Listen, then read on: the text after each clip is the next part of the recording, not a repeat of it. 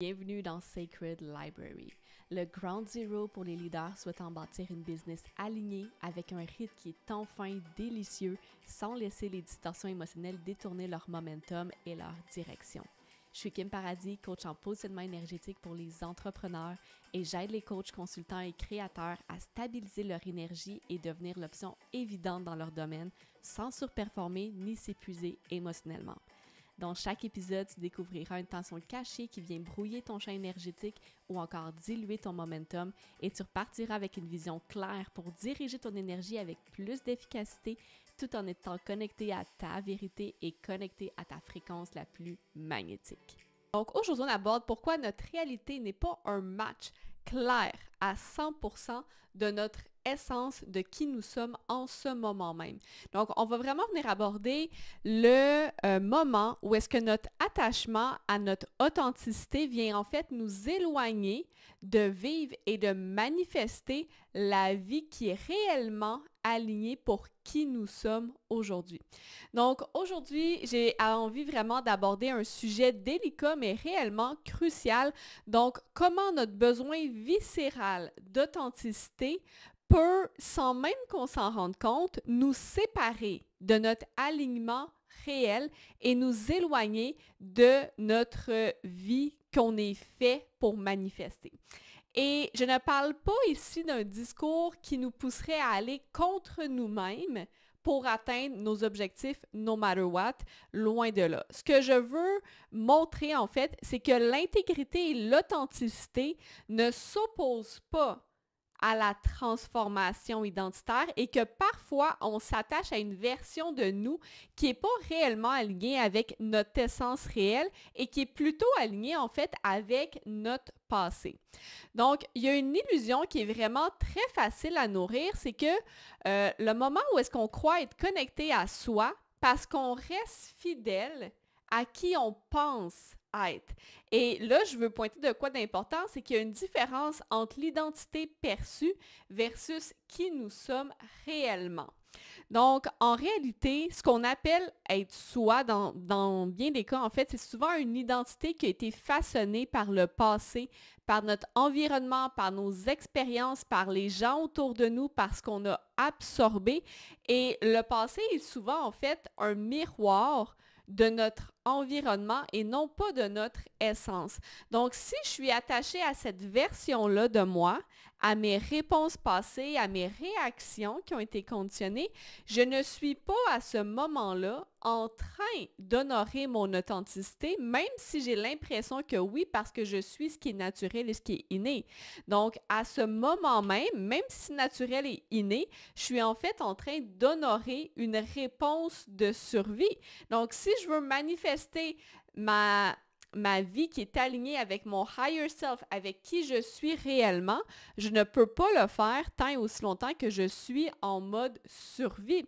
Et pourtant, cette réponse-là peut souvent sembler tellement authentique parce qu'elle est familière, parce qu'elle est naturelle, parce que ça semble vrai. Mais c'est en fait simplement parce que c'est cette réponse-là qui nous a protégés par le passé et donc on a développé un attachement encore plus grand à cette réponse-là, à cette identité-là. Mais ça, même si on est attaché, même si c'est naturel, ce n'est pas ça notre essence. Puis je vais être honnête, pour moi, l'authenticité est et a toujours été un non négociable. Par contre, ma compréhension de l'authenticité, de l'intégrité a drastiquement évolué au fil des années, surtout dans la dernière décennie, à force de marcher constamment le chemin. Et si je regarde dans le passé, je ne pouvais même pas à ce moment-là concevoir l'idée de devoir changer pour atteindre mes objectifs parce que j'avais l'impression que ça signifiait de changer, d'aller contre qui je suis et donc que ça signifiait que ce n'était pas aligné, que ce n'était pas pour moi. Si je dois changer dans mes relations, par exemple, je pensais que ce n'était pas le bon match. Mais ce que je ne voyais pas à l'époque, c'est que l'identité que je défendais, c'était en fait une identité conditionnée à laquelle j'étais attachée. Tout comme le type de relation que je cherchais à recréer était en fait un match au type de relation que j'avais vécu par le passé, mais qui n'était pas en fait aligné avec mes besoins énergétiques, ce que je voulais vraiment, qui j'étais lorsqu'on regarde à grande échelle, puis c'est pour ça que j'étais constamment fatiguée. Par exemple, j'ai grandi dans une famille où aider les autres puis l'empathie, c'était tellement important puis valorisé. Puis à première vue, c'est des bonnes qualités, right? Et ça a fait en sorte que ma valeur perçue a été liée intrinsèquement à ce que je faisais pour les autres. Donc, si je ne faisais rien, j'étais pas bien, j'étais inconfortable. Surtout si je voyais des problèmes ou ce que je pouvais faire pour les autres ou quelque chose que je pouvais améliorer.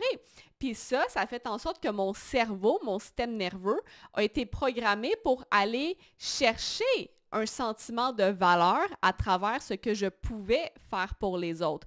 Donc, quand je faisais rien, ou du moins rien pour les autres, mon sentiment de valeur était absent. Je sentais un vide. C'était ennuyeux. Puis c'était inconfortable parce que j'avais jamais appris à remplir ce vide-là, à me donner de la reconnaissance, de la valeur, de l'amour à moi-même, même quand je faisais rien pour les autres. J'avais appris à aller le chercher à l'extérieur constamment à cause que justement, j'avais appris que si tu as du temps, si tu as de l'énergie, si tu as de l'argent, whatever, c'est normal d'en donner. Right?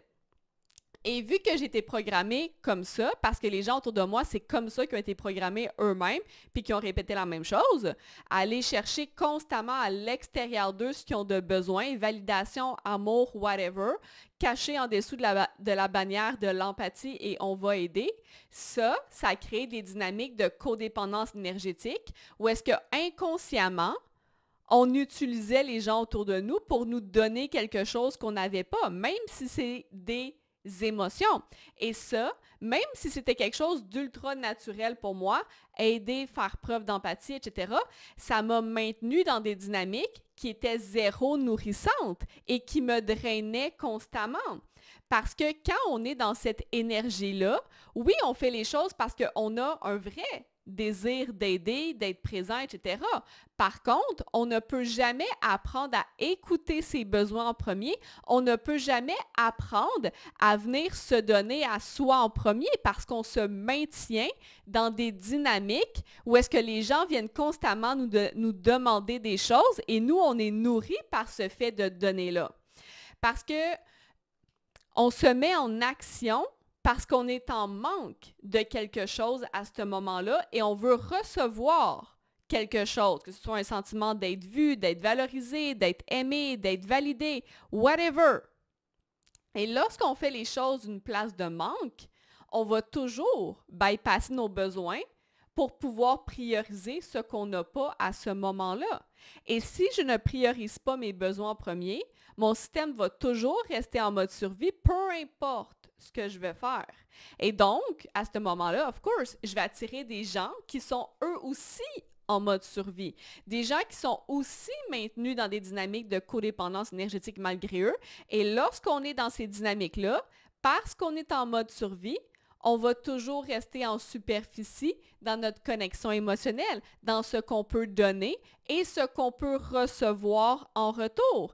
Et c'est là qu'on vient drainer notre énergie constamment parce qu'on est constamment, notre cerveau est constamment tourné vers qu'est-ce que je peux faire de mieux, qu'est-ce que je peux apporter. Mon cerveau a été programmé à voir les gaps, voir comment je peux aider, voir comment je peux apporter quelque chose. Donc, j'ai constamment une fuite énergétique et le retour que j'ai, c'est toujours une connexion superficielle. Ce n'est pas une connexion qui est genuine, qui est authentique. Oui, les personnes sont contentes, mais on reste toujours en superficie parce qu'on fait ça pour revenir chercher quelque chose et même chose pour eux. Donc, à ce niveau-là, ce qu'on a, it's a cheap connection.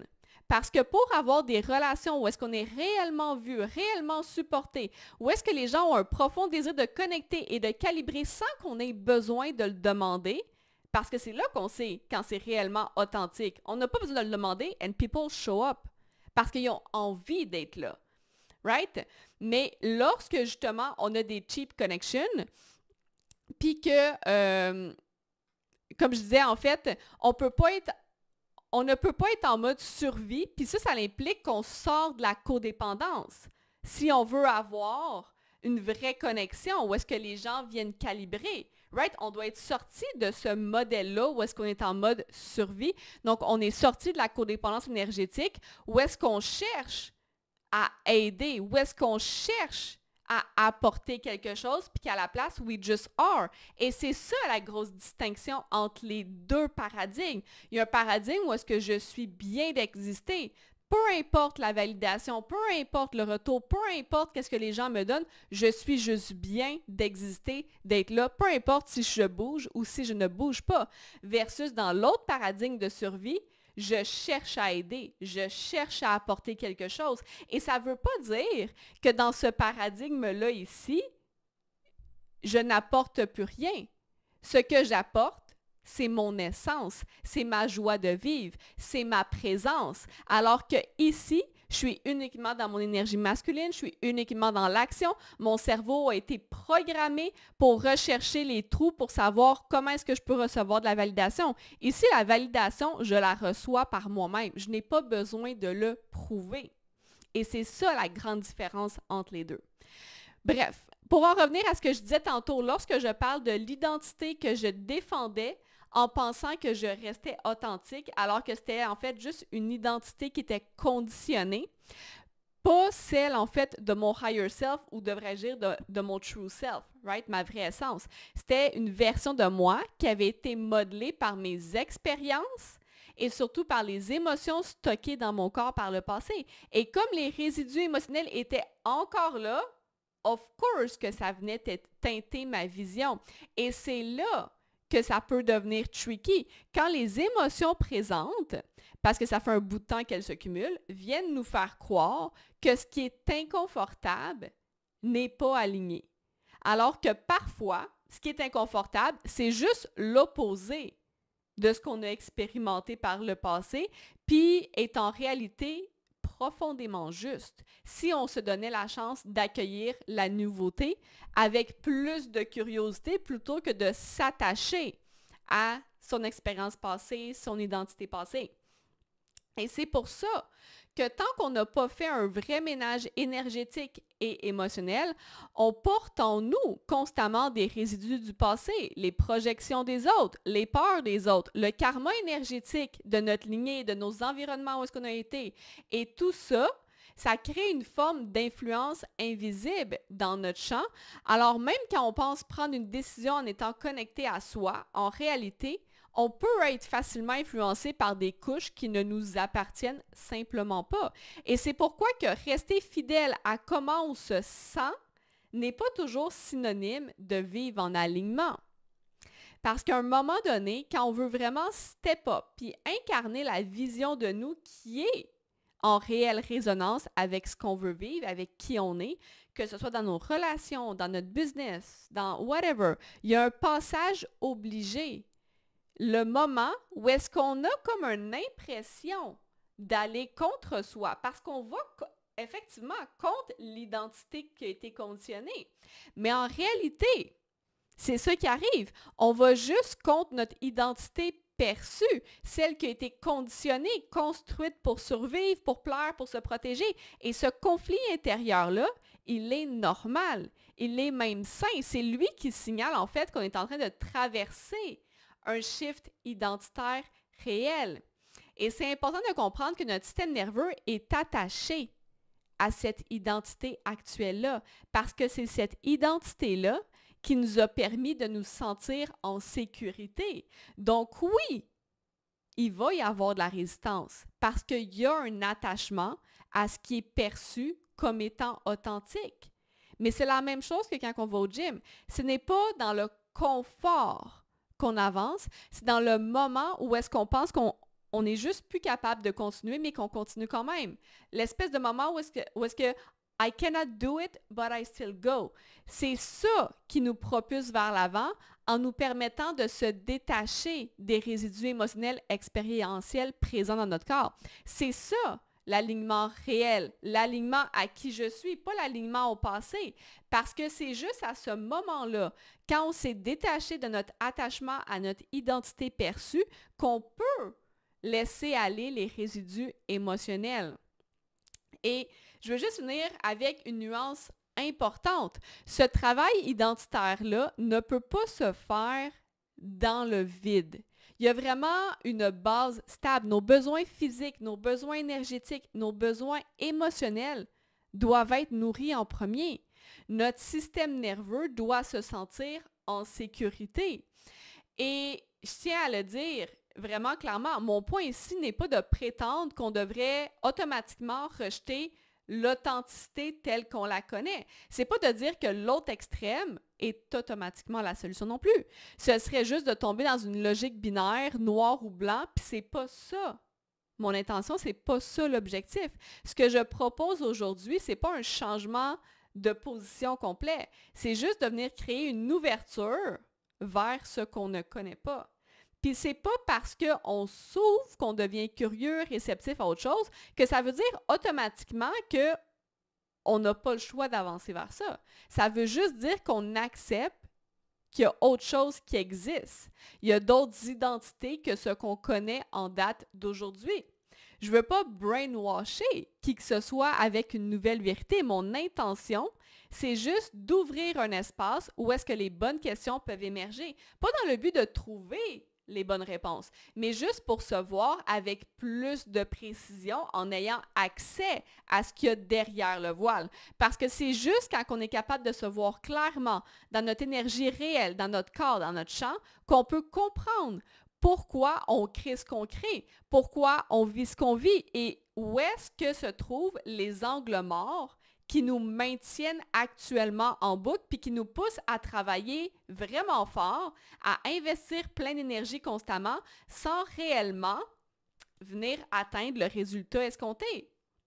Et plus qu'on apprend à se voir, pas à se corriger, pas à se manipuler, pas à vraiment juste à s'observer, plus on est capable de libérer naturellement les charges énergétiques, plus qu'on est capable de retrouver la paix, notre équilibre interne et surtout, moins on ressent le besoin constant de tout remettre en question constamment. Donc aujourd'hui, je ne t'invite pas à changer d'opinion à proprement dit. Je t'invite à t'observer pendant que tu écoutes cette conversation-là aujourd'hui. Comment ton corps réagit face à cette idée que l'authenticité peut parfois te maintenir dans le passé et n'est pas nécessairement réellement liée à ton essence, à qui tu es. Est-ce qu'il y a de la contraction? Est-ce qu'il y a de la résistance? Est-ce que ton système a envie de fuir, de repousser ce que j'amène? Ou au contraire, est-ce que tu ressens une forme de reconnaissance subtile? Cette observation-là, c'est la première partie du travail. Et c'est dans ce genre de moment-là, sans chercher à forcer, à créer de la pression, qu'on peut commencer à se libérer parce qu'on peut commencer à voir ce qu'il y a derrière. Parce que la crispation, la résistance, ça, c'est des choses normales, surtout lorsqu'on parle de saut identitaire, surtout lorsque notre système nerveux est attaché à notre ancienne identité. Puis au final, il ne s'agit pas de se forcer à aller contre soi-même juste parce que on sait que ça fait partie du processus. Il s'agit de répondre à ses besoins en premier, physiques, énergétiques, émotionnels.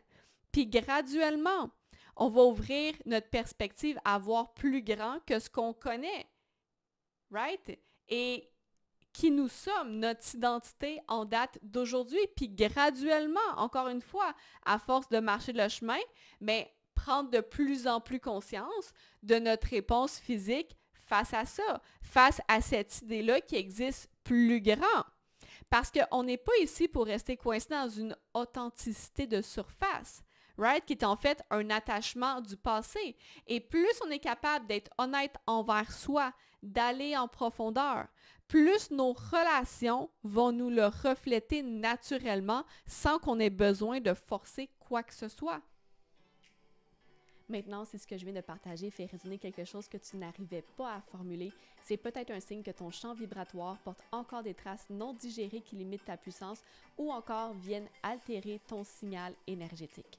Si tu souhaites recevoir du support pour raffiner ton énergie et transmuter les résidus émotionnels afin de devenir l'option évidente pour des clients premium tout en respectant ton énergie et ton rythme interne, je t'invite à m'écrire pour recevoir le lien d'application pour travailler ensemble.